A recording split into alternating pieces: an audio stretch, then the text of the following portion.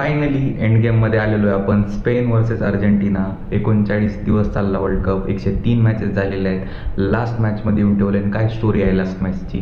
19 वर्षापूर्वी स्पेनमध्ये एका फोटोशूटमध्ये लामिन यमालच्या फॅमिलीची निवड झाली होती आणि लामिन यमालला मेस्सीने बाद दिला होता.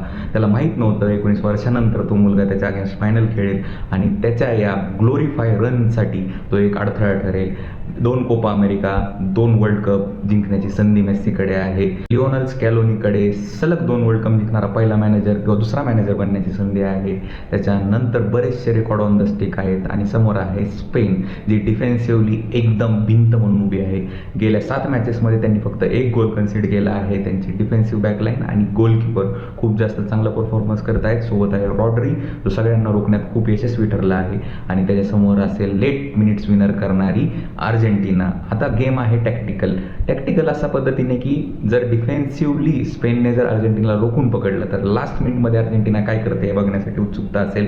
जर स्पेनने पहिला गोल मारला तर ते पार्क द बस किंवा तिकीटाका करून त्यांना अडवतील.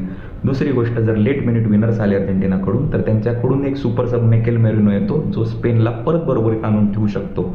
मे बी मॅच इक्वलाइज होऊ शकते आणि एक्स्ट्रा टाईममध्ये जाऊ शकते. पण स्पेनचा पलडा थोडा भारी वाटत आहे आणि स्पेन थोडीशी एज घेऊन ही मॅच जिंकू शकते आणि अर्जेंटिनाने जर ही मॅच जिंकली तर त्यांनी रेकॉर्डची बरसात केलेली असेल आणि मेस्सी हा greatest player in the world बनण्याच्या तयारीत असेल. त्यामुळे ही मॅच बघायला विसरू नका.